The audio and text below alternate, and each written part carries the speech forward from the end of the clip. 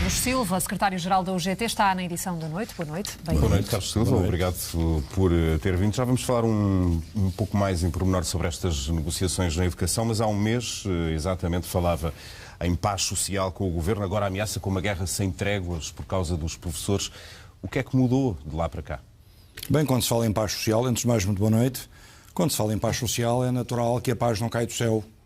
E, nesse sentido, por vezes, temos que esganiçar um pouco a voz, dar um murro na mesa e fazer soar campainhas de alarme. Porque, tanto falar em paz social e instabilidade, às vezes parece que a UGT não tem condições nem capacidade para intervir noutro tipo de lutas que às vezes estão mais conotadas com outro tipo de envolvimento sindical, que não tem sido tradicionalmente o da UGT. E, portanto, há cerca de um mês, como hoje, mantenho exatamente o que disse, nós privilegiamos a paz social, privilegiamos a estabilidade governativa, demos provas disso ao longo dos últimos anos, sobretudo em tempos difíceis de austeridade e de governação que pôs em causa muitos dos direitos conquistados pelos trabalhadores ao longo destes mais de 40 anos de democracia. Mas nesta questão em particular do Orçamento de Estado, há matérias pelas quais efetivamente nós não podemos deixar de lutar. Eu mantenho que disse há poucos dias atrás, o orçamento ia no bom caminho, é um orçamento que mantém continuidade na reversão, portanto, de medidas ainda dos tempos da austeridade.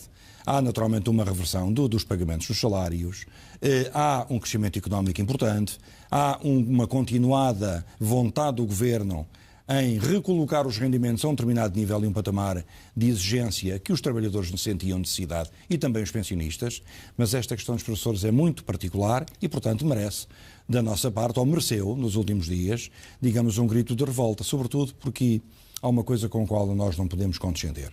É que não haja diálogo social, que foi uma coisa que sempre privilegiámos e continuamos a privilegiar.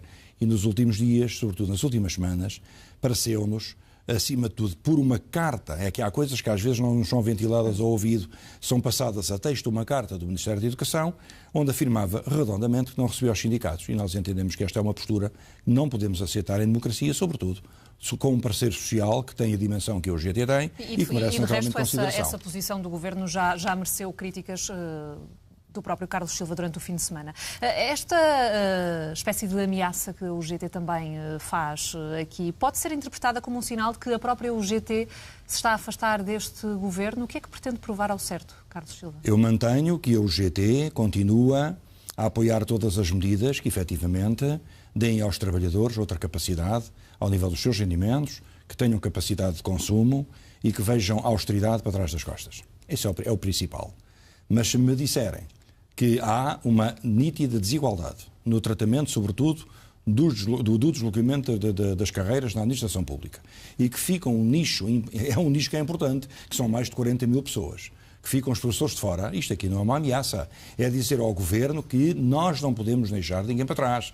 Em primeiro lugar estão as pessoas e quando estamos a discutir o Orçamento de Estado para 2018, sabemos muito bem que temos que compaginar aquilo que são as exigências do Governo em termos de restrições orçamentais, da necessidade de cumprir com os rácios impostos e negociados ao nível europeu, mas também temos que dar aos trabalhadores a capacidade de perceberem que se sentem identificados com isto. Ora, vindo da UGT não é muito habitual este grito de revolta. Eu disse, eu até sou socialista, sou militante do partido, mas entendi que não havia resposta do Governo. O Governo não se pode fechar em copas, fazer de autista e não falar com os sindicatos. E eu quero dizer, em abono da verdade, que nos últimos dias troquei mensagens com o Sr. Primeiro-Ministro e que ontem falámos ao telefone. E foi depois de termos conversado, com todo à vontade, isto é a minha palavra que está sob honra, em direto para a SIC, notícias, dizer claramente que, falando com o Sr. Primeiro-Ministro, lhe pedi apenas, naturalmente, que é preciso sentarmos à mesa. E que, na mesa das negociações, as divergências têm que ser dirimidas. E ele respondeu-lhe? E ele respondeu. Disse, então, eu vou convocar, uma vez que o Sr. Ministro da Educação não está e, portanto, as negociações de hoje resultaram dessa conversa? Não tenho dúvidas nenhumas que resultaram dessa conversa, que ele disse-me logo.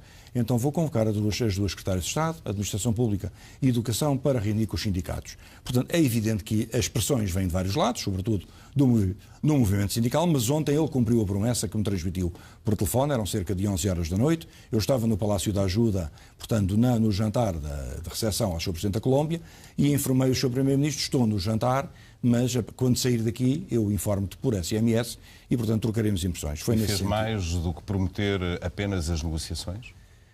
Não fez mais do que prometer as negociações. Fez, acima de tudo, mais do que aquilo que estava bloqueado. era desbloquear o diálogo, fazer perceber que há condições para negociarmos, como hoje se percebeu pelas reuniões com as duas federações. Não foram atingidos os objetivos dos professores, mas não significa que tivessem que ser atingidos hoje ou amanhã. Naturalmente que o compromisso que existe com as federações sindicais, daquilo que podemos ouvir pela comunicação social e pela voz dos dois secretários-gerais, é que há compromisso do Governo em iniciar, encetar um processo negocial para ver até onde é que podemos... E há, de resto, uma nova reunião marcada para quinta-feira. Acredita, Carlos Silva, que dessa reunião sairá aqui um parecer favorável às reivindicações dos professores, em concreto nesta questão do desbloqueamento das carreiras? Uma coisa é aquilo que eu acredito, outra coisa é aquilo que poderá acontecer. Eu estou em condições de valorizar o diálogo social. Eu tenho que valorizar aquilo que, enfim, arremeti no passado sábado. Se por um lado não havia diálogo, agora há. E a partir do momento em que foi desbloqueado este processo negocial, é importante que haja consequências. Sempre disse, de uma negociação e de um princípio de compromisso tem que haver consequências, porque senão é um diálogo de surdos. E, portanto, eu valorizo a disponibilidade do Governo e também valorizo aquilo que sempre disse, a retribuição, as retribuições aos trabalhadores, o aumento das pensões e, acima de tudo, a capacidade do Governo poder chegar aos bolsos dos portugueses, não no sentido de retirar, mas no sentido de dar mais rendimentos. Isso custa dinheiro ao país.